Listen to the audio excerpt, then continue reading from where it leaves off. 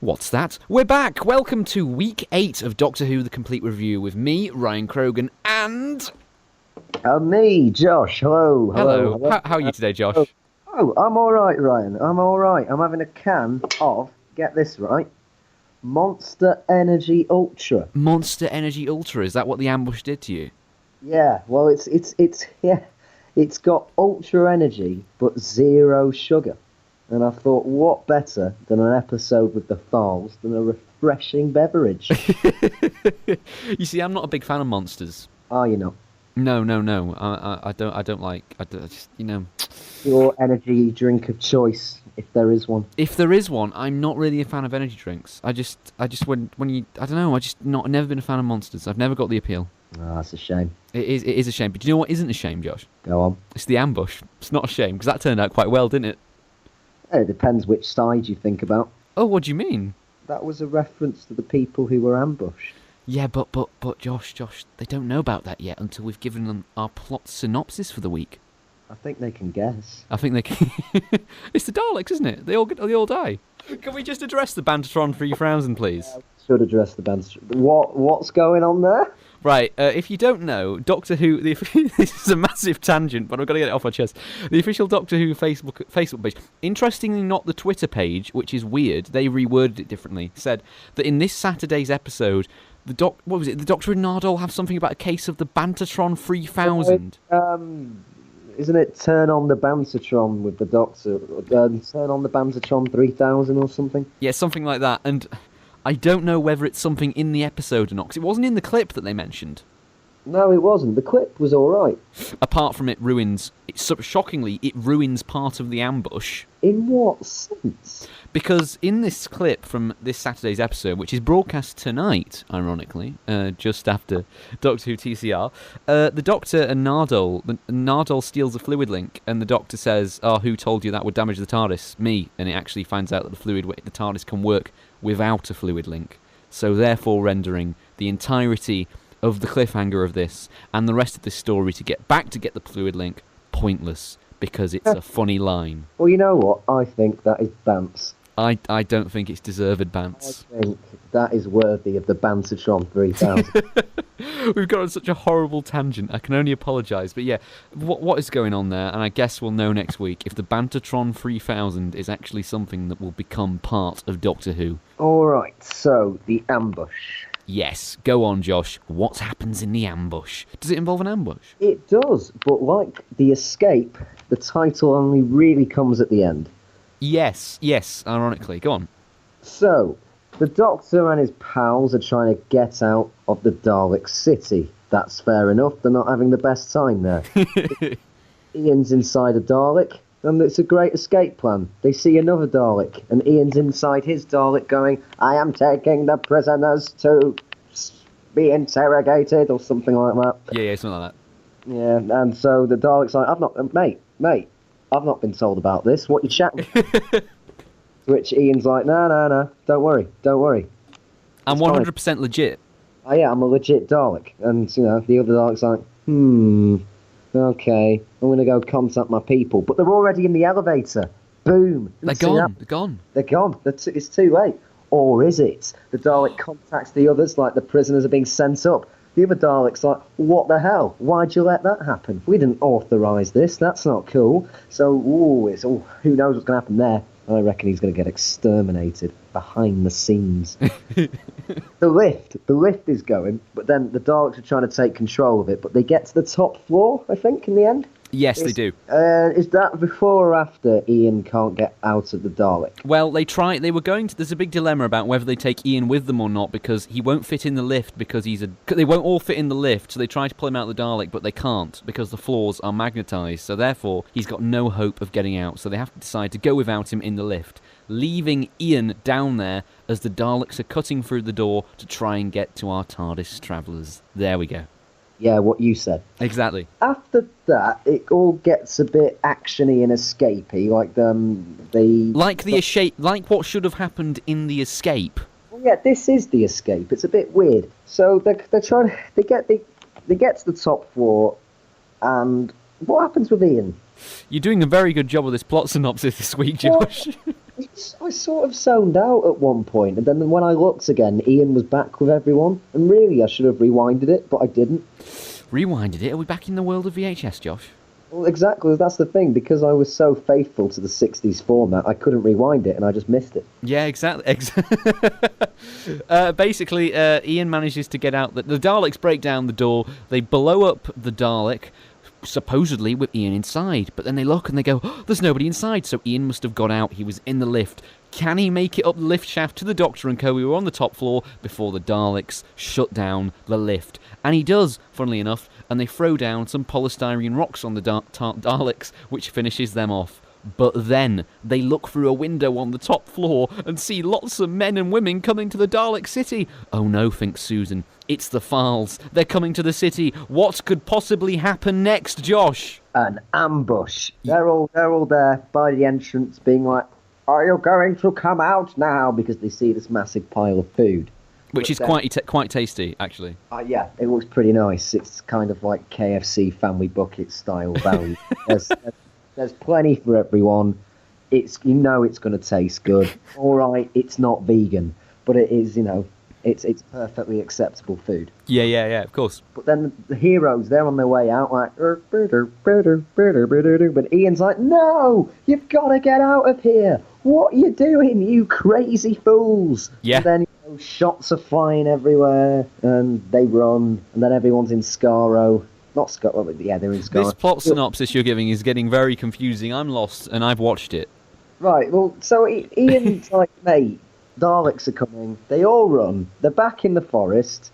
The Doctor has a chat with one of them, and then they're back at the TARDIS, like, "Let's get away from here. We're not helping them. Come on, we need to get out, because, we've had a rough time as it is, and, surely we don't want to drag this out for 7 episodes.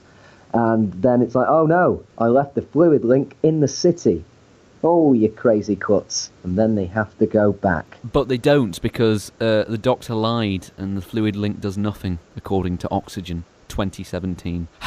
Anyway, Josh, that was probably the most confusing synopsis we've ever given on this show. So all I can successfully say is go and watch it if you want to properly understand what goes on, because it's a lot more interesting than Josh would have you believe for the last section of that synopsis. I don't think the last part of it is that memorable. You mean the stuff in the forest? Yeah. It needs to be there. Anyway, first of all, start with this. This episode is pretty much, I believe, what the end of the last episode should be, when we said that the whole point of the last episode is prolonging the escape, but they, even after the escape episode, prolong the escape even more to about a couple of minutes into this, where they finally manage to escape. Yeah, it's an interesting structural choice, but it's the one they've rolled with. Yeah, I don't know what I think of that. It doesn't bother me watching it in isolation. Say if you just watch this one, oh, they're getting out, oh god. And the thing about this that works so well, this whole episode, is the tension that's built up throughout. It's not... Last week we mentioned that it was perhaps a bit too disjointed. Well, it was a little bit, but this one had a much smoother constant action. Yeah, and I think, and I'm going to whip this out straight away before we delve into anything. This, I think, because I love this episode, and we'll go into why, but I think this, An Unearthly Child, The Survivors, and The Dead Planet are the 4 founding episodes of Doctor Who. They each show a tone or a feeling that comes to define the series. In Unearthly Child, it's about mystery. It's literally these are the building blocks. Okay, that's your first episode. You meant to do that anyway. Totally understand your point, Ryan. In The Dead Planet, it's about exploration. It's about finding out new things and a feeling of being away from where you want to be, which is the whole nature of the TARDIS itself. You never get where you want to go. So that establishes that sort of weird, isolated feeling with the joy of exploration. Okay, first alien planet as well. So it all sets that up really nicely. The Survivors is something a little bit more different. As we mentioned, it's about Susan going on a journey. It's about Ian losing his power with his legs. It's about introducing the Daleks themselves. It's all about a power struggle between pretty much reasonably good and evil, which is basic science fiction and also a main drive for Doctor Who.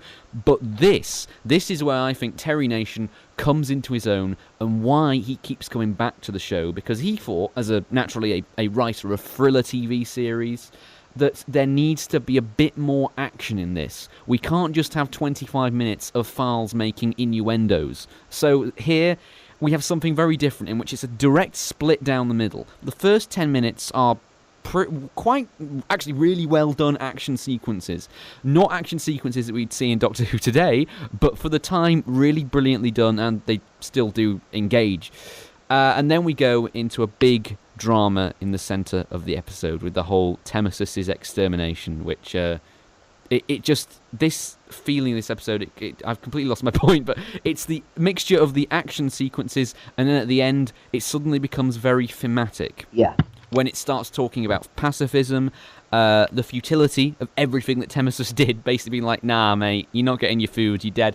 And it's those four show four very different ideas of what Doctor Who can be, and of course all those ideas will be revisited throughout the future, but in different ways as we continue the series, to get away with my long-winded point. It's the perfect mixture of sort of a study of the ideological aspects of every world they go to, but also that necessity for action.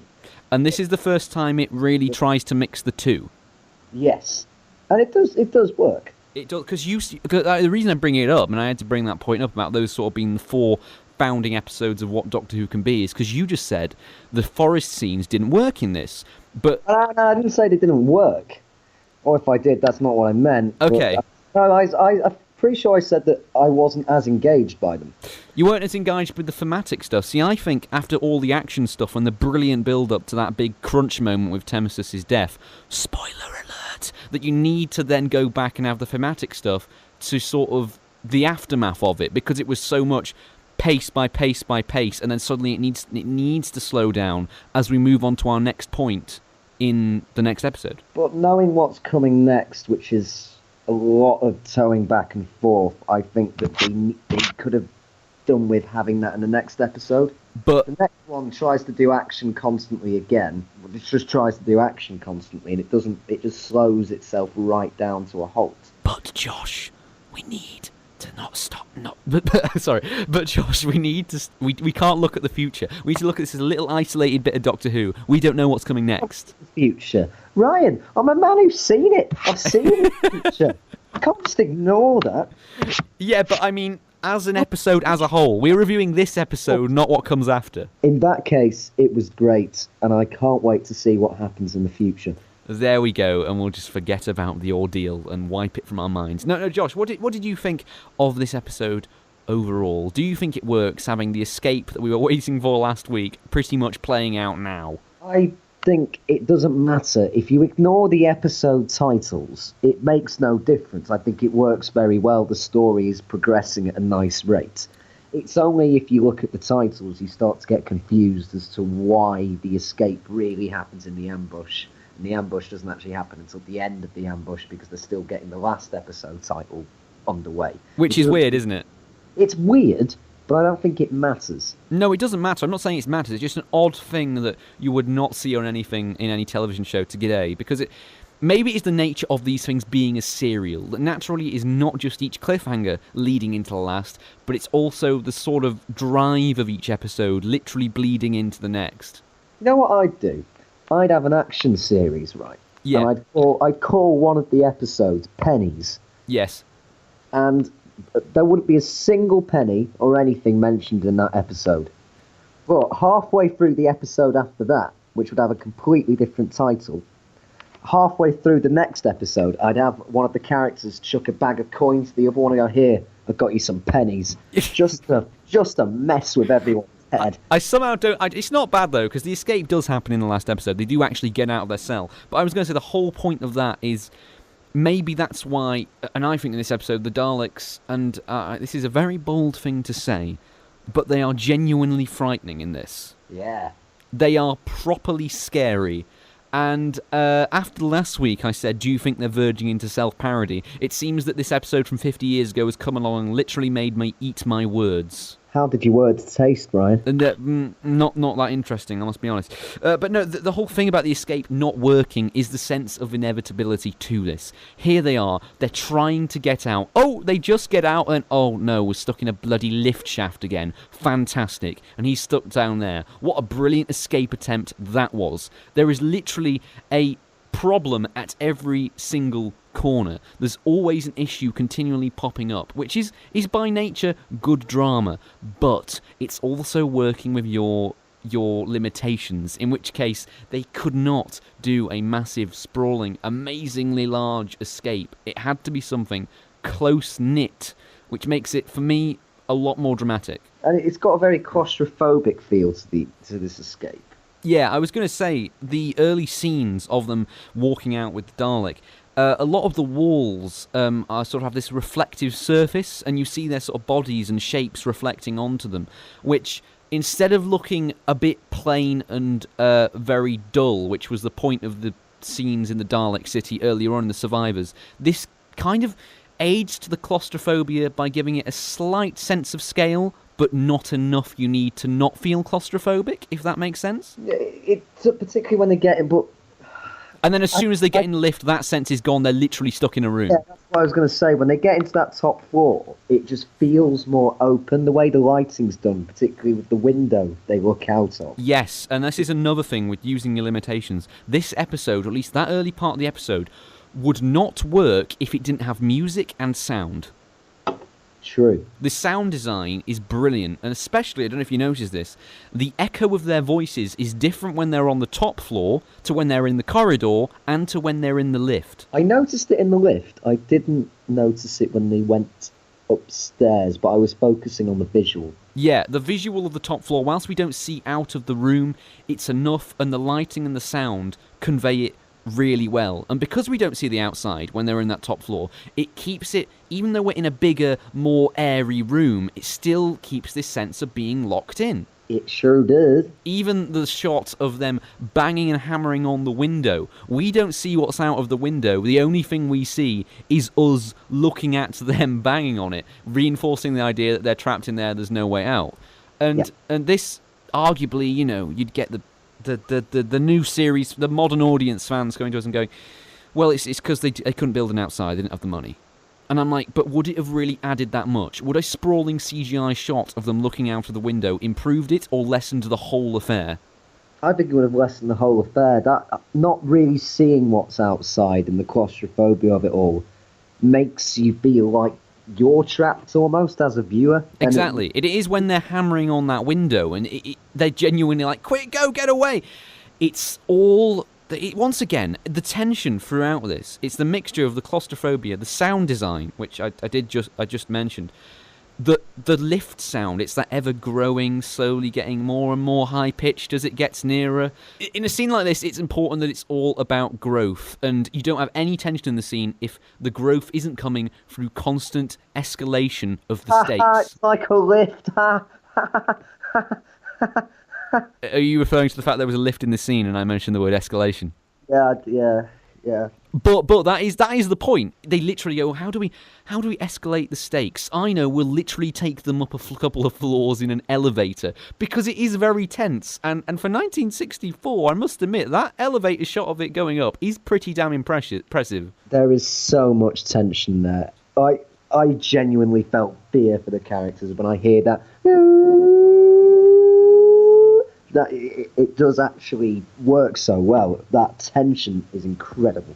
No, I don't know why, but you sounded strangely sarcastic there. No, it is. It is very good. No, and it is brilliantly done. And the whole thing. Another thing, interestingly, I don't know if you noticed, the shots of the Daleks burning through the door and then bashing down the door were shot on film rather than on video in the studio. What's the difference? Now, this is something that will become much more prevalent in the complete review. If you in the 60s, if they were going to film an action scene or a scene involving an explosion or something that would be very hard to achieve in the studio, they would film it first at Ealing Studios in London. But of course, because all the studios there didn't have TV cameras, they had film cameras, and you can tell when something's shot on film because it has this slightly grainier effect than the more clean quality of stuff that's shot in the studio on video. And you'll especially notice this. This may have ruined a lot of Doctor Who for you if you hadn't noticed this already. Because usually when you cut to an action scene, the camera quality will just become a tad bit more grainy because it's something they filmed before, because they can't do it as live in the studio because it's usually quite a complex setup. Is that why that explains the contrast in picture quality then? Yes. I just thought it was because it was inconsistent with, the technology they had. No. It's a lot less noticeable, admittedly, in the 60s with it being in black and white. But when you get into the Pertwee era, especially the Pertwee era because it's so bright, it does become a lot more obvious. Oh yeah, well it's like in Inferno when there's the massive chase scene. Yes, all that sort of stuff. It becomes much more obvious. But in this, it works, and that whole scene of the Daleks, I was going to say, with the door being knocked down, the way that there's one there cutting the door, and just as they're about to come in, two come from behind the camera, flank the camera lens, and then they push it down and push through. The Daleks are very well shot in this. Yeah, they are. And so are the polystyrene rocks. Hey, we know we were waiting for this. We now have 3 on our counter. Ding, ding, ding. 3 polystyrene rocks. Any Ian Time removals this week? I didn't see him remove his tie. No, I didn't see any, or even any messing with his shirt. I didn't see any at all. Although William Hartnell is wearing his cravat differently this episode. Oh, he does what he wants.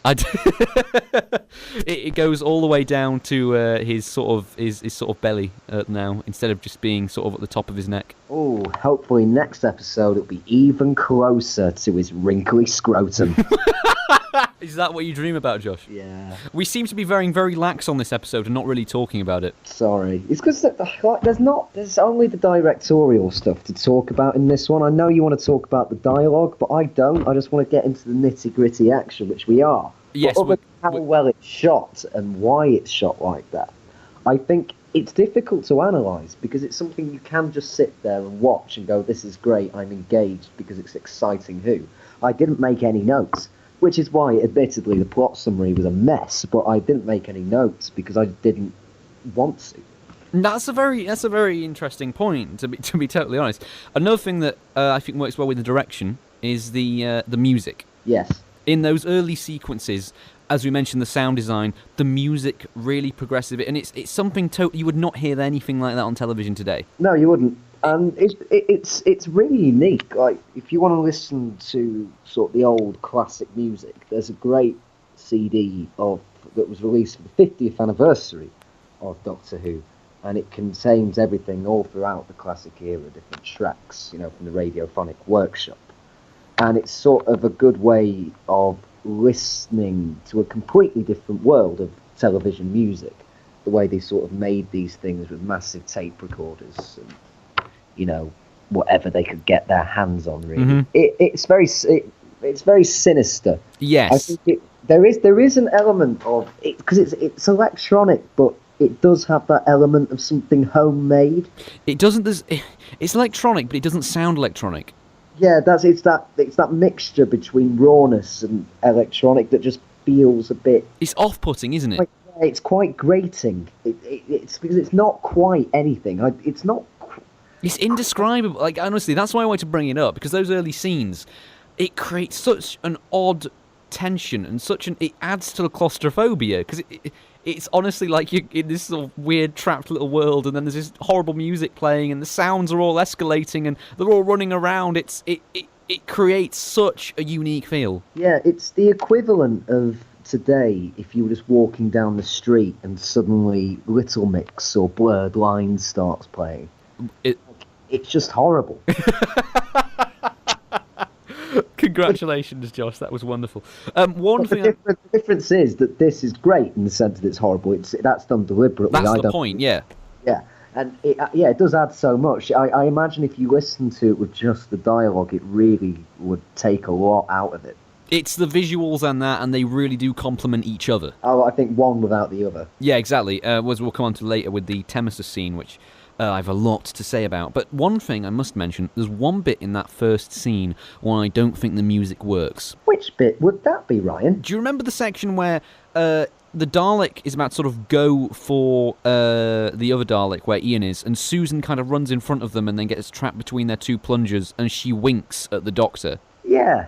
And she sort of winks and smiles, but the music is still being all sinister, and I'm like, it feels really odd. I think it's the wink and the smile that doesn't work there. Yeah, it is. I got it, and it was nice to see Susan doing something other than screaming. No, that's controversial. No. I was a joke, because I know we've had comments about that in the past. But I mean, because she has done stuff recently. She has been doing a lot of stuff recently that show her character off. This, it was interesting to see her literally run into a situation and just do something, and rather than being frightened by what she was doing, like she was doing in The Survivors, having to go through the jungle, here she's kind of relishing it and relishing the danger, which perhaps because Ian's in the Dalek, she's much more comfortable with the scenario. It's getting to the point now, though, with all of this stuff, that where in one episode we'll be like, oh, yeah, Susan was brilliant, and the next one, oh, all she did was scream. And I don't think it's character development anymore, I just think it's inconsistency. I don't think this is an inconsistency, though, because it's literally a close-up of the smile and wink very deliberately. Yes, it's a deliberate move, but it feels inconsistent with her character. I don't know where I stand with Susan, and it changes every single episode. But then after this, it's not like she doesn't do the other stuff that she normally does, because when she's with the Doctor in the lift, she's like, get me out, I want to go and save Ian. But so where does this smile and wink come from? When did she suddenly become sassy and in control of the situation? Yeah, but then she's trying to be in control of the situation later on when they're in the lift, and she really wants to go and save Ian, egged on by Barbara, who, as we mentioned in episode 1, there's this little inclination of some sort of motherly daughter bond between them when they have that lovely little moment in the TARDIS. It's all there, and I'd argue that it isn't inconsistent because, by the nature of Doctor Who, you will change the way in which you act depending on the situation, because the situations are so disparate and so different. There's no show which dabbles in juxtaposition just like Doctor Who. For example, in the previous episode, when everybody was on top of what they were doing, they could sit there in that cell, they've just triumphed, Ian's got in the Dalek, there's hope for them left, yet they have a little bit of a laugh. They go literally, the moment afterwards, down the corridor, there's a Dalek there. All of their emotions suddenly change, and they realise they have to take this situation on the head, which Susan tries to do, continues to try to do when they're in the lift, and then, of course, it all goes to shit later on when the Daleks drop their ambush. Josh. Alright. I disagree with this notion that character development isn't for... Of course, there are moments where it is. Do not get me 100% wrong. I know that is the case sometimes. Some of the stuff she does just comes out of nowhere. But isn't that Susan? Wasn't that her whole dancing thing in episode 1, that it was weird and a bit out of place? Yes, but... Which I get, because she, that is her... That's what I mean, and she's unpredictable. She was the one who came up with the random idea to set skulls on fire. How much more unpredictable can you get? That is a great moment, but I just think sometimes that she does stuff that, okay, yes, it's unpredictable, but isn't that the point? Unpredictability is really jarring in the episode. And whether that's intentional or not, and Doctor Who is this big thing with a history of juxtaposition, as a piece of television, I don't particularly want that. I'm not saying that it wasn't bad. I think the wink and smile was misjudged, especially because they did it as a close-up. Okay. That's the only bit of this episode, in terms of Susan, that I have an issue with. Yeah, I like the bit where, as I said, because of her braving the forest already, you can see that she's picked up her confidence a bit and she's willing to combat her grandfather. Like when they're in the lift and she's like, no, I've got to go down to get Ian. Whereas before, she'd be panicked and Ian would be like, oh, I'll go and take care of the girls. You know what I mean? Yeah, she's becoming less of a wet sack, which is great. Hence the wink, though, and that's why I understand the wink. But because the scene is all about claustrophobia and tension, zooming in on a close-up of a character smiling and winking kind of breaks the mode a bit for me. But that was my point. And then you started shouting.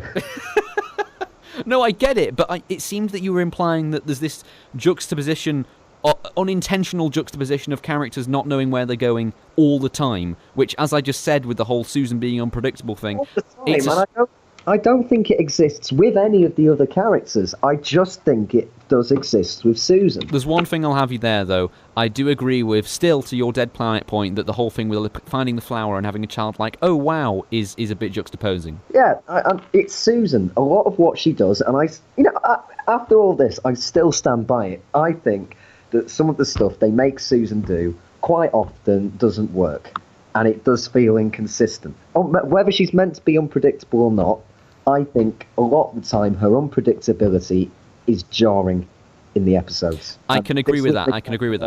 The flower was an example of it. I get what they're trying to do, but I personally feel, and maybe I'll change my mind when we get further in, but Susan is a character that I feel don't know quite what they're doing with, because it's the closest to... It's who a lot of people will be rooting for, particularly young people, so they don't know whether to make her really feisty, but then it goes too far that she's unrelatable, like in times of like the fire with the skulls and stuff, or it's too childlike, but then it's like, I don't like, it doesn't fit with the dark tone, but it is still... It's difficult to explain, but I think they're trying too many different things because they don't quite know who Susan's meant to be and who Susan is meant to be for. You know what, I do agree with you, Josh, and I do see the point you're coming from, but my only issue with this was not Susan's character as a whole, it was literally the way in which that wink is done within the scene. I can understand why it's done for Susan's character. Then again, yeah, you're right, okay, fair enough. The bit in the lift with her being a bit more cocky and confident to the doctor, we need to go down and save Ian, okay, maybe the wink was pushing it a bit too much. Okay. I realised you were probably only criticising that moment, but it kind of triggered me. No, that's totally understandable. That was a brilliant discussion. That's what we want more of on the complete review. That was actually really enjoyable because it was very, very interesting to hear. Speaking of what we said with all this, I do like... I mentioned earlier, if you remember in this episode, a sense of inevitability. Yes. And it's one of those brilliant things. And we said how Terry Nation before is very good at structure and plotting. Uh-huh. Sometimes, like in the Escape, he may not be the best with banterous dialogue, but boy, can he do structure and plotting. An example of this, when they're in that early scene in the lift, what is the cause of the problem why Ian can't get out the Dalek? It's the magnetised floor, something which here is presented as an absolute negative and completely ruins their chances of escape in the situation, which is ironic because literally in the previous episode, the thing about them discovering the magnetising on the floor was a fantastic revelation and was presented as such of them being able to outwit their enemies, and now suddenly that plot point is directly turned on its head pretty much, if you're marathoning this all in order, about 7 minutes afterwards. That's really, really good structural placement, and the magnetised thing comes in later when they're trying to open a door and push some polystyrene rocks down something. But it's very tightly plotted and structured, which is why the direction needs to be so tight in this. Which reminds me, Josh. Yes. You asked if Richard Martin was still directing this. I did, and the answer was no. No, he has disappeared, and we have Christopher Barry back. And I don't mean to be mean to the guy. I know he's a youngling. He's just come into the industry as a director, but you can immediately tell Christopher Barry in the early 2 episodes and this directs with a lot more precision. It's not about sweeping shots and scale. It's about the precision of where to place your close-ups and where to literally block your shots. I mentioned earlier that the Daleks smashing into the lift shaft as they burn it down. Really good placement because you honestly feel flanked by them. They cover the whole screen. You're like, oh God, they're coming. They're after them. It's all so well done. I think that's just about enough on the opening chase scene because unless you have any more points to make. One point, it's not about the chase scene, but it was what you were saying about Terry Nation and sort of his plotting. Yeah, his plotting. He's one of the only writers in classic Doctor Who where I feel like the 25-minute episodes with a break in between is a shame. Because little things like that, where the magnetised floor becomes something negative 7 minutes later, if you're not including the break between the episodes, would be great as one continuous film. And I can understand why they tried to adapt this into a film. I mean, it was because of the merchandising, but I can understand why it works as a film very much. And I think Terry Nation is quite close to being a good filmic writer. Well, I'd say he is definitely the most filmic Doctor Who writer we've had until this point, because there was pretty much, other than the direction, the writing of the caveman stuff was very, this is made for television, this is people talking in rooms. Exactly. Terry Nation, with this whole thing, is about getting it moving and getting the pace going. Because as we said, we've pretty much had 3 episodes of setup up until the escape. So we need something to come and kick us and go, boom, something's going to happen now. And it, by goodness, it does. Yeah. I think I disagree with you with there shouldn't be a gap between episodes. I think... I'm fine with it in general, but I just think the escape and the ambush could have been one episode. Do you think? Oh, well, yeah, and it is interesting because as we mentioned about the whole escape thing, carrying on an episode afterwards. I think it works. It would have worked as a 50-minute episode. Someone make that edit for us, eh? The prize probably out there. Another thing which is quite interesting in the bit with them with the Dalek, and Ian is wanting to leave and wanting to get out, and he's saying go, the girls go. The Doctor is now, interestingly enough, in this episode you mentioned that he wants to get, you mentioned in the synopsis, he wants to get away from the files. He's like, oh, well, they're none of our business. Yeah. I think it's very interesting how now, and this is character development, I don't think this is any form of omission, to mention your Susan argument, the Doctor wants to leave Ian in the Dalek, but it's not through, oh, I couldn't give a shit about you, it's through trust that he gets out, and he's taking Ian's word of, don't worry, I'll be safe, you get the girls away. He's taking it as a form of trust and going, yes, you're right, Ian, I'll go and do that, rather than the dick move that we've seen literally a few episodes ago with him being like, oh, I don't care, yeah, they can get themselves stuffed. This is probably the first official confirmation that, yeah, he really has warmed, rather than just through actions that we've seen in, like, The Escape. Yeah, and it's all of the events that have happened to them together so far that's made him gradually realise that. But it's interesting that it's never a solid shift. Like, it's not that something happens and then there's a big emotional speech and suddenly he cares about everybody in the world. He just now trusts his friends a bit more. Not I wouldn't say 100%, we've not got to the edge of destruction yet, but he trusts them a bit more to leave Ian by himself, to know he can get out, he's doing this for the right reason, prioritising us and me. We have to do this, which I think is a very interesting point, because I know lots of people talk about the Doctor at this era of the show as, oh, there's one point where he will change and he will become the Doctor we know today. Some people even argue that point is Power of the Daleks as soon as Troughton appears. I totally disagree and think it's definitely a gradual evolution, episode by episode, not just as the Doctor changes, but as the writers go, right, let's slowly push him more to be the main character. Which I wonder what form of discussion took place before all of the stories were planned for the series. Because it's very deliberate, and it does happen, as I said, literally with that, it's not even brought up, it's a small little moment, and most of it is inference on my part.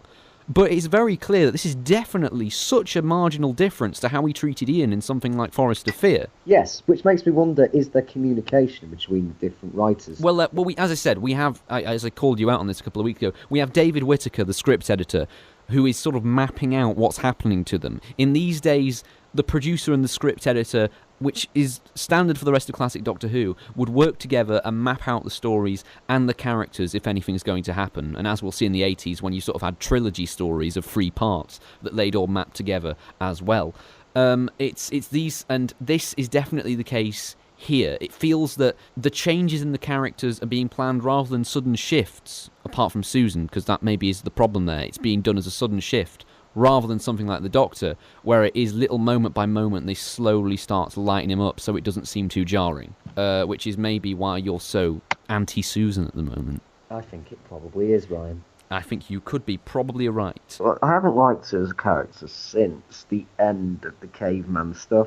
See, I liked her in The Dead Planet with the whole, and you mentioned, it was the point that you hammered home where you said she imagined being patronised all the time by your grandfather and you're patronised by these 2 teachers because they're literally your teachers and you're stuck with them and you're the only kid there. And there's the scene, as I said, where none of them believe her. I was really with her for that. I was really with her, and I thought I could understand maybe why she acts like she does. And then, well, I guess we've not had much focus on Susan because we've been focusing on other things, the files and the Daleks, which is an issue with a show like this, constantly changing. It's time. But economic writing once again. I just think, yeah. Anyway, there was no point going back into this tangent. Also, Josh, you know how every week you make a joke about explosions? Yes! We got our first explosion in Doctor Who! Put that on the counter. First explosion in Doctor Who, and it's a really nice one. I'm going to write it down. Explosion count 1. Polystyrene rock count 3. Ian removing his tie count. Is that on 2 or 3? I think it's 2. It is 2. Yes, we're on 2. So there we go. That's our counters. Please play along at home. Okay, so Josh, now, I really, really enjoyed this episode because we start with all this build-up, nice tense, lovely action scene. It hooks you and grabs you by the neck. Yeah, by the balls. By William Hartnell's scrotum. And then we move on to... I couldn't resist. And then we move on to, as I said, probably one of, if not the most frightening Dalek scene in Doctor Who history. Yeah, boy. So, what do you think of the titular ambush? Oh, I really enjoyed it. As soon as they were... Because they're all there in this group, and you know that the Daleks know about them. And it's like, oh my god! But also, you want the characters you care about the most to escape, and you're kind of like, oh well, obviously they're going to try and save them because that's who they are. So it's everyone that we love going to die. It's a really interesting scene, and I think this is where I mentioned the precision in the direction comes in once more, because of just the way it's shot and how innovative it is. I could go on about this forever, but I'm just going to throw a few of these points out to you and see what you notice. It's the first instance of deliberate shaky cam in Doctor Who. Yeah. The bit where Ian is running down to go and quickly warn the Files you're running into a trap. The camera shakes as he does, trying to emulate the movements as he runs, which is amazing, and that adds so much to the scene, because once again, if we didn't have that precision, that could have just been a static shot of someone running through a corridor, which would have been so much more easy to achieve, but just that slight bit of shake, which normally directors at this time avoid, because it just looks like, oh, there's camera shake, because of course that would happen a lot in this period of the show by accident. But no, they go for it, they make the risk, and you're in there for that moment. The rest of the scenes with the Daleks as they hide is very well shot, because there's lots of it being shot with the Daleks sort of at the side of the screen in darkness and the Files in the centre, especially as they walk in. They're literally, we're on their perspective. We know the Daleks are hiding there. They're right next to our screen. The Files are far away. They're distant. They are oblivious to what we're seeing. It's, what was the word you used a couple of weeks ago? When the audience sees something that the characters don't. Oh, dramatic irony. That's the one I'm looking for. It's the perfect example of that, but it's not said, it's through the direction. And that takes a very, very clever move to pull off without being forced or ham-fisted. Another thing, the claustrophobia in all these sequences are forwarded even more because, you know, I mentioned in episode 2, all the Dalek architecture is quite curved, yeah, and sort of rounded and all that. All these shots, it's very careful, lots of them, to be framed so that we're sort of in an alcove with a curve just coming over the camera or at a side. We never see the whole situation being played out in full, sort of like a stage shot, which is funnily enough, because that's exactly what we see when we go into the forest sequences just after this. Yeah. It's very careful about the juxtaposition, about it making look so much more tight and intense and close compared to what we're going to see afterwards. Also, it's relaxing. It really is when you go into the other location. Yes, and that's very deliberate. It's all played out in sort of quite big wides. The close-up shots are very airy compared to this. There's this where there's not that much space at all. And the other thing... Oh, actually, that's an interesting point. As well as first explosion, it is the first running through corridor shot, by the way. Is it? Yeah, no, we just mentioned it. I completely forgot. It's the first running through corridor shot. Another first for Doctor Who.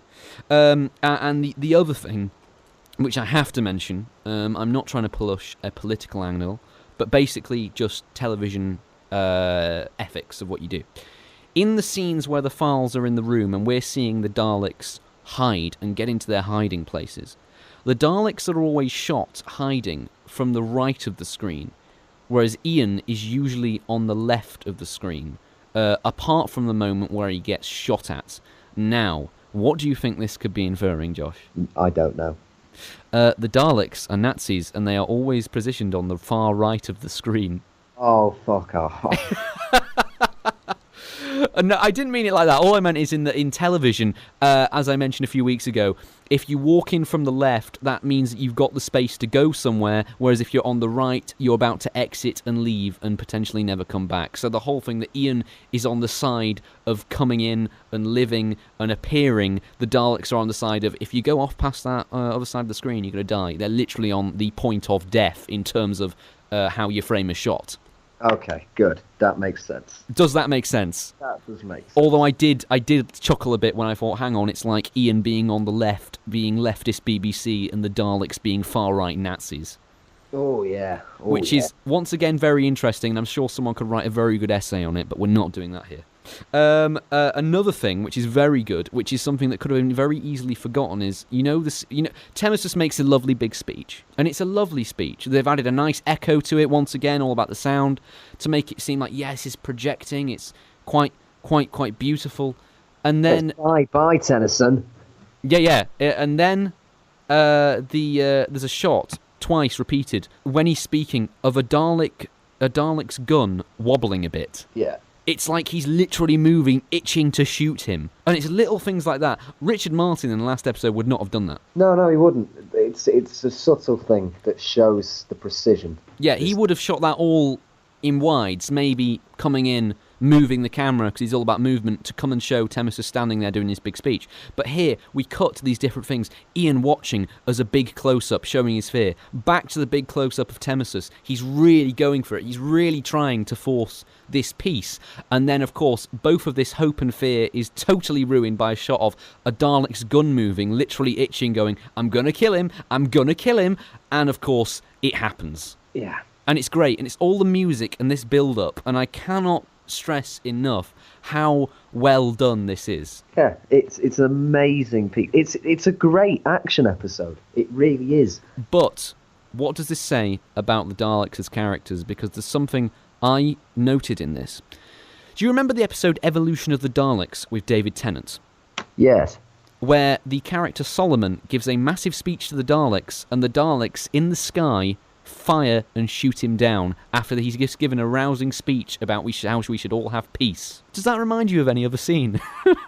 It does, yes. It reminds of the Tennyson thing, but it shows the because it's literally that, and I thought it's literally that scene. Yeah, in that particular episode, but they're trying to re-give that to people. They're trying to give that back to people, that idea, I'm making a thing of speech. This is clearly my message, and the Daleks just shoot it down. But interestingly, and this is one thing I noted, which is what my point was about how the Daleks are so frightening in this, they're silent. Yeah. They do not say a word. And there's that lovely wide shot, one of the few wides we get, of each of them all sliding and gliding back into their little alcoves at the same time. And it's unison. It's quite creepy. It's scary without saying a single word. But it's creepy, but it's also brilliant. The ideas behind it. It's like they're refusing to engage in a discussion. Exactly. There's nothing at all. There's no human contact. Yeah, and it's a very cold approach to these kind of things, and just that stubborn refusal that makes them quite a creepy. I think the Daleks are scarier in terms of what they represent than they are physically. It's a shame they look like they do. That's very I like one thing that always gets me about the Daleks, and as I said when that wide shot happened, how they all move back into their little alcoves at the exact same time, and they literally glide. That's quite a creepy visual. Yeah. The notion of that, like we were saying about Terry Nation's idea of them being like ballerinas, the whole notion of having no legs and just gliding around, it is quite odd, it's quite ethereal. It is. And they get that with that wide that they cut to. I don't know. I do think the concept of the Daleks is, though, by necessity, by just how severe it is, and it's scenes like this that really show it, where you actually feel frightened by them. It's interesting, though, as well, how in that Evolution of the Dalek scene, before the Dalek shoots Solomon, he has to say exterminate, whereas in this, there's no warning, they just do it. Which I think's better. What's better? Not saying exterminate. Yeah, but of course they have to say exterminate for the mugs and t-shirts. They do. And that's what I was totally thinking when I thought of what's the difference between those scenes. Well, in this, the Daleks are on the ground. They're on the same level as the human in it, so you feel there's a bit more of a chance they could survive. Whereas in Evolution of the Daleks are flying, showing their power, showing that they have the upper hand, and they play with him a bit more by saying exterminate and shooting him. So they're not That catchphrase is one of the most damaging things that happened to the Daleks. Do you think the catchphrase itself? Yeah. Well, blame the media, because it was only sort of became catchword when they realised... Because in this episode they say it again, but they don't say exterminate again. They say they must be exterminated, which once again, like last week, saying extermination works. Yeah, well, when it's not used as a catchphrase, it's so dark that need to just remove everything. And I think it maybe is, and I think what gives me a sour taste in my mouth is when you have shots of Daleks, going, exterminate, exterminate, exterminate, over and over and over again. And that's when you're like... It's like some sadistic army. It's because, what the Daleks are is arguably this representation of the Nazis. It's not arguably, Josh, it's pretty on the nose. Yeah, okay. It's unsubtly a representation of the Nazis. I don't think it's unsubtle. For God's sake, Ryan, it is... whatever, it's the Nazis. And it's the equivalent of an army just walking around going, genocide, genocide. It shouldn't be like that. Them shouting exterminate just takes away the darkness of it. Which is maybe deliberate, because maybe it's too dark if the Daleks were kept as these cold beings for the entirety. I mean, really, I think it is just merchandise. But the point I'm making is that shouting their intentions constantly, instead of just doing it, and it's shocking you, takes away the tension. And that's why I think that the catchphrase exterminate really ruined the Daleks. That's a really bold thing to say, because to some, the catchphrase exterminate is watchword for Doctor Who. Yeah. And I totally see where you're coming from. I said the Daleks are so frightening in this scene because they are these silent killers. And once again, this episode paints them as quite pathetic again, like in The Escape. In The Escape, they don't understand anything about human beings. Here, they're silent. They don't say they're going to kill someone, they just do it.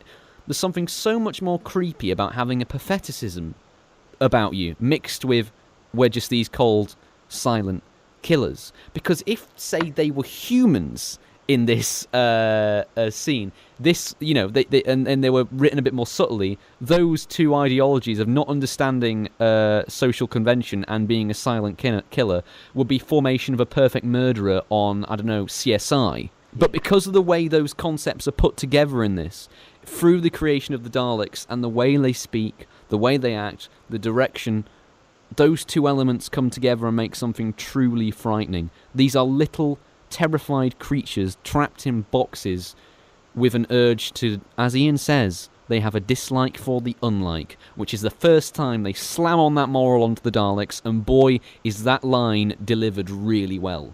Yeah. And he says, it's stupid, it's irrational, but they have a dislike for the unlike. Amazing. That's why I think that forest scene works at the end, because the first time we say to the audience, who maybe might not, well, we know, probably weren't watching it like we were at the time, because we know what's coming, we know the Daleks are going to be these horrible Nazis, but that's the first time they, boom, hammer it down, and you go, oh shit, that is exactly what they are. Yeah, I mean, if you look at it from that perspective, it is genius. It is quite, I love that forest scene for that.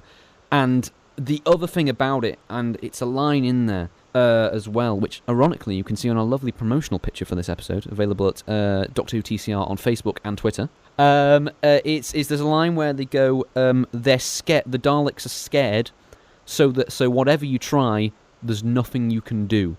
And this whole idea that it's their fear for anything unlike, rather than just an urge to exterminate, as you said, it's their fear for the unlike, their fear of suspicion, which is what makes them so frightening. And that's an angle that in here, this episode, it nails, and is so often forgotten when we get to the future, as we said, when Daleks become army shouty fodder. Yes. Because there is a character to the Daleks, but the whole point is that they cannot express their character because they're inhuman, because they're the Daleks. So therefore you need people to talk about them, but that needs to be done in a subtle way, which lots of Doctor Who really bloody struggles to do. The Daleks, ironically, are Doctor Who's biggest success, but the hardest thing to get right once again. Yeah, but part of that maybe is just overexposure. They just got wheeled out again and again and again when people realised how popular it was. I mean, sometimes they, like in the Hartnell era, I don't think there's a bad Dalek story bar maybe The Chase. I think they all work, and they all definitely serve a purpose to the story. Yeah. I think the problem it occurs later on in Doctor Who. I just think it does depend on the story and what you're doing with them. Yeah, true. But that's once again that whole thing about different writers, different interpretations of the Daleks. There was never a production Bible for Doctor Who, and I'm glad there wasn't, because maybe we should be praising these different interpretations of the Daleks, because if they kept like this forever, then it would just be boring. But it's only because this sort of idea of the Daleks only comes across really firmly in episodes like this that we're layering our love on it so much more. Yeah, that's very true. So it's a really interesting debate. I'm really enjoying this. You're not. I feel like I'm just going on a rant, but no, it's yeah, that's the Daleks for you, isn't it? That scene is bloody amazing. Josh. Yes. What about our little pal Aladon, who was described as perfect last week? How perfect's he looking now? He's got more pressure now. Yes, go on. I think that the death of Tennyson, sorry. Maybe it is a play on Tennyson, the American poet. Yeah, that's what I'm getting confused. Maybe I've never thought of it like that, but you know what? You're probably right. Your accidental thought there has illuminated something about the episode. Yeah, I think the death of Tennyson is going to show Aladon in a very new light, and I think it does at the end of the episode. Well, it's very key that when they sort of said, you do realise that you're the leader now, as it were, and he's sort of just like, oh yeah. It's not like that classic, it's not the Tsar, I am the leader now, yes, good. He's terribly frightened and taken by it, which is shown by that lovely close-up, I don't know if you remember, where he literally walks to the front of the camera, all the other characters in the back, and he's just sort of like staring off into the distance like, shit, what do I do? Yeah. It really has shaken him up a bit, but it's not done in a... it's not done in a really over-the-top way. And there's something I must say. How do you think they handled Temesis's death in this episode? I thought they did it very well. The tension builds and builds and builds and builds and builds, and then he's just gone really quickly. And interestingly, last week you said that he's just a stereotype stock character. Yes. It's funny that kind of becomes his flaw. Yeah, which then made me have more respect for the way he was written as the stock character. The fact that they were clearly aware of it, I think. Yeah, and that's another thing that we must mention, and it's interesting. This is the first time it's come up in the complete review.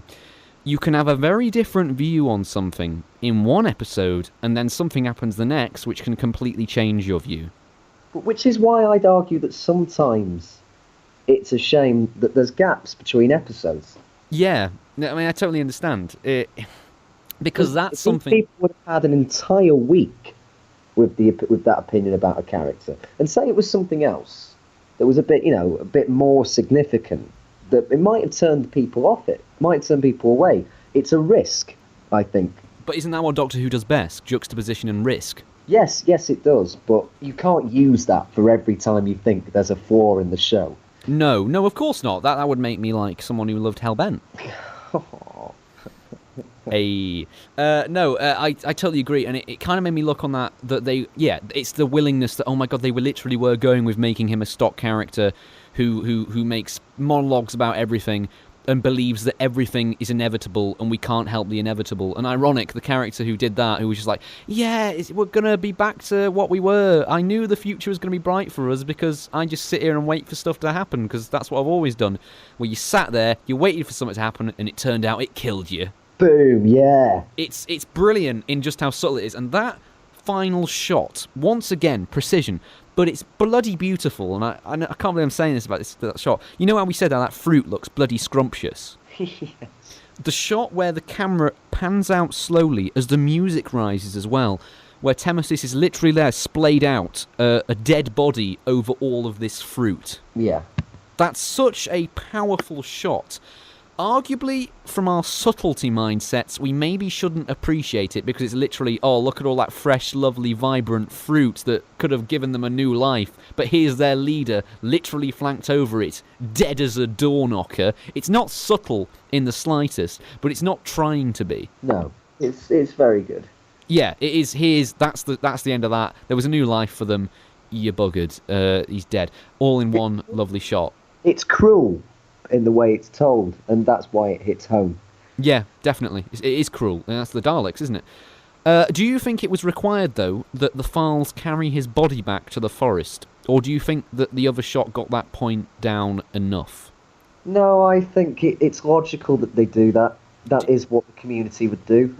Yeah, the community of incestuous slags that you said last week. Is that what I said? No, you didn't say they were slags, but you said they've all probably boned each other. No, I feel that maybe it edged the point home too much. Did we need to see the body? I guess that the absence of the body would have been very effective. But you can look at it, it depends on personal taste, I think.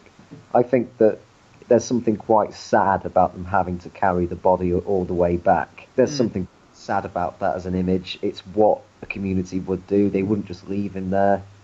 True, so we're thinking from the world of the story, it definitely works. Yeah. Yeah, I can agree with you there. One thing in this episode that's interesting, the Doctor finds these records about Skaro, doesn't he? Yes, he does. And it creates something that contrasts with the creation of the Daleks that we see a lot later on in Doctor Who, doesn't it? Yeah. That the Daleks weren't called the Khaleds, like in Genesis the Daleks. They were actually called the Dals, which is a really crap name, I must admit. And they sort of mutated into the Daleks, and they're in a cycle of their mutation or something. And it's really weird to see that. But one thing about this is that the whole life cycle of life thing, and this is what I'm talking about, thematics. It's a big action-adventure story, but underlying there's always a theme. Yes. Which for me is Doctor Who, which is why I said back to the very start of this review, if we're doing an elliptical circle, the big four of Doctor Who, and this establishes that action with a good core theme behind it, so it's not just mindless action. No. The Doctor, realising these records, realised that the mutation is a cycle, and therefore this is something that was inevitably going to happen. Which, Josh, let me pose this to you. We said Temesis is all about inevitability, that stuff will just come along and happen. And the Doctor then proves that the future is probably going to be alright because the mutations will all sort themselves out in their life cycle of the future. So does that undermine the fact that we had to kill the guy who was just saying that the scene before? Oh, okay. Oh, shit. Yeah, I thought that, and I've got the point here. Because Temesis is all about that he thinks he's so right that he's untouchable. Yeah. In that scene where he's standing there and the Daleks come around him, it's literally, right, you're flanked now. And I love how they put so much echo on Temesis's voice. Like, I am right, I'm doing this big blah blah blah speech, and then you're gone. But his ideology seems to be kind of right, judging by the records. Which I don't know where I stand on. I mean, I know it's going to change as we enter the story, but from this point, what do you think of that? Oh, from this point, I think it shows that he's a wiser man than he shows. But I think this is maybe the way we should think of it, that he believed that from his own self-importance rather than knowing, if you know what I mean. There's a dramatic irony there. Yeah, okay. I think maybe that's it. I don't know. It's not a big massive point. As I said, I just thought of it that way and thought, ooh, does that undermine anything? Yeah. oh, here's another interesting bit of of Terry Nation's coming back to previous points. Do you remember when Susan needed those drugs to survive? Yeah. Well, in this episode, a File needs an ointment, and Susan repays him by giving him the ointment he needs, just like Susan got the drugs off the Files earlier. Structure! It's amazing! What do you think of the... Right, I'm going to throw this out there. The Files are pacifists, aren't they, Josh? Yes, they are. Do you... This is going to get a bit political. Does this episode have an anti-pacifist agenda? A pacifist agenda? Oh, yeah, maybe. Because Ian... Well, it becomes more clear in the expedition in a really brilliant scene with Ian. But here, Barbara says, can pacifism become a human instinct, a belief that becomes a reality? And the whole moral of Ian and Barbara's discussion at the end is basically that you do have to sometimes fight to survive, rather than, back to that whole point, that everything is going to be inevitable. It's this constant cycle of going against that inevitability, if that makes sense. I think it probably is pushing against this anti-pacifist... It is saying you do need to fight for some things. Which I think's fair in the context of this episode. It would have been, as much as the Thal ideal is pacifism, they're helpless against... But that can change later in the story. We don't know for sure yet. Yeah. It's weird because it's not that they're cowards. I believe they even say that in the episode. They're not cowards because there's a line here which I thought was bloody brutal, where they say, We're not afraid of dying. Temesis proved that," which is a bloody brutal line. But they're not cowards. It's just they've sort of grown into it. There's not really, I don't know. They're an interesting bunch, but maybe we should move away from this to say yes, pacifism is wrong, because that might get a bit interesting. You seem very quiet, Josh. Yeah, I'm just thinking. Thinking about? Just the point. That's all. No. Doctor Who in the future does dabble in anti-pacifist messages, most implicitly in the Dominators, which we've discussed about before, actually, Josh. Yeah. I think the Dominators maybe does it better than here, because the whole story is about that. Yeah, then the Dominators, I think, is great. Yeah, and especially considering that came out at the time of student riots in France and the Vietnam War, made it a very, very controversial episode at the time, but it was something that needed to be said. This is really quite an interesting decision, because once again it's having a deep theme at the bottom of what essentially has so far been an action story, which then suddenly on a dime turned from heart-racing action into tragedy. Yeah, very true. And it reflects and goes, why did that tragedy happen? Why, after all that build-up of action and oh my god, we've escaped, did something go horribly wrong? And it's sort of like that's what would happen in a natural conversation. After you do something wrong, you sit there and go, why did that happen? And it's literally like the episode does that, which is maybe why it works on a human level or an instinct level. Because literally after he was killed, they then go, well, why didn't you do anything? And they discuss their sort of the File's ideals, which is maybe structurally you would not see an episode of anything structured like that now. No, you wouldn't. But does it work for here? Yeah, it does, because Ian is that kind of bravado character, but he also is more intelligent than you'd expect from that particular character. Have you got any other points to make? No, not really. I think you were just really taken in by this one, because I feel I've been doing most of the talking. Yeah, it was the sort of episode I just didn't really think about. I didn't feel like I had to. See, I really thought I did when the Temesis scene came up, but the first bit, it's all just really points on direction. Yeah, exactly. Which admittedly is nice to discuss, but there's not so much you can go into other than why was that shot framed that way and what does it achieve, which we've kind of gone into. Yeah. So we're not trying to shortchange you here and just have the Ryan talking hour, we're just explaining what Josh's opinions of the episode were. I think if I looked back at it, I want to re-watch with what we've said in mind. I think I'll look at it from a different angle. I didn't look at it with the pacifist angle at all. It wasn't something I was focusing on. That's fair enough. That's totally fair enough. But you enjoyed it. Yeah, I very much enjoyed it. It was very, very engaging. Which is exactly why you've got the sort of review you have. So, Josh, favourite moment? Favourite moment, I think, was the ambush itself. I mean, is there any other moment we can choose? Was it Susan's wink? Did it turn you over in the end? Oh, I can't say it did. The ambush itself was beautifully shot. It was the correct level. For me, it was that or the elevator. It just had a beautiful level of tension there. I'm going to throw this out. I think this is the best directed episode of Doctor Who so far, maybe on par with An Unearthly Child Part 1. Quite possibly. Because, because the Survivors was good, because it has that shot in it, doesn't it? Yeah, but I think this was better. Yeah, I'm going to stand by it. I think this was beautifully directed, and I'm sorry, for another week, we're going to have to say that our favourite moments are exactly the same. It is the ambush scene.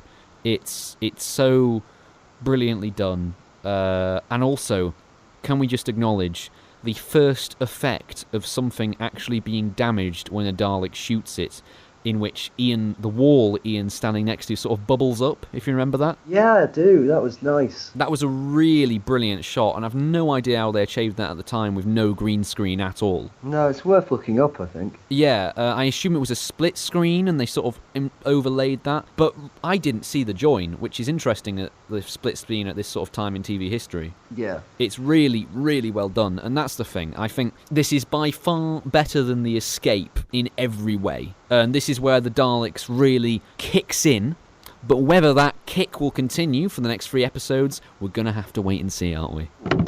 Yeah, boy. So, cliffhanger, Josh. cliffhanger. It's out of structural necessity because, we need more from this story. It was that kind of cliffhanger. It's just a cliffhanger that says there's more to happen. It's not particularly scary. You worry about the characters a little bit. It's a solid cliffhanger, but it's not one of the most memorable ones. I liked it solely for Hartnell's expression. Yeah, I like it. But it's just, I don't think it's particularly profound or anything. No, it's nothing severely interesting, but nicely shot, nice music. Yeah, it was just a good, solid cliffhanger. It doesn't, it's just your basic, boom, good cliffhanger. Maybe that's about this episode. It's strong themes underneath, but because so much more is happening on top of that with the sort of icing in terms of the direction, that it's quite hard to actually watch it and not get sucked in by it. Yeah. Which I think is a perfect description of this episode. So, Josh, we've come to that moment of the week. The score, please, on the doors for the ambush. I am going to give it a 10. Why so, Josh? Because I think it's a perfect episode. Pretty much. But Susan's wink, Josh. Yeah, I remember a time when that sort of little nitpick would put you off a 10. I don't think that was significant enough to put off what is a completely engaging and, in my opinion, perfect formula for the show. You know what? I was genuinely heartfelt, Josh, and I totally get behind you because I'm going to give the ambush a 10 out of 10. Yeah. It is truly, and I'm going to say this from the bottom of my heart, when I watch an episode like this, and I did, I've been very, very, very busy lately making films and doing work and trying to keep on top of stuff, and just to sit down for 25 minutes a week to watch people literally at the edge of creativity, on the edge of all resources losing hope, just throwing everything on the edge of destruction. Literally throwing everything at a product to make it the best possible thing, and doing things which, admittedly, that we said, there's loads of stuff in here which we've mentioned that were a risk. Whether it be directorially, or quite a brutal line, or quite a brutal idea, just pushing the boundaries of television, and watching something like that really reminds me why I love what I'm doing. And, of course, I'm doing all this because of that very special programme, Docky Who. Yeah, man. That's why we're here. That's why we want to make good shit, because this is, admittedly, a very good piece of shit. So, Josh, where are we going next week? I don't know if you're ready. I don't know if I'm ready. Yeah, we've got the best ones coming up. Oh, we have. We're going to go on an expedition next week, folks. Oh, yeah. Bring your backpacks, everyone. We should genuinely take a promotional picture of us wearing backpacks. And also, before we leave, I've got to say one other thing. Do you want to see me on primetime television by any chance, Josh? Oh, boy, do I. Well, you can find me on ITV Player on the episode from the 10th of May, in which I appeared on Tipping Point. You did. I watched it. And what did you think, Josh? I don't want to spoil it for everyone. There's not much to spoil, but if you want to see me live in the flesh, then you can go over to Tipping Point on ITV Player, which would be wonderful if you could. What a nice plug. What a moment. Anyway, Josh, I think it's time at that time of the week where we say goodbye. Bye. Bye, everybody. See you next week. See ya. Make good choices. Don't forget to register to vote in the snap election. No politics, Josh. It's just saying register to vote. Register to vote. Everybody, vote and don't die like Tamesis.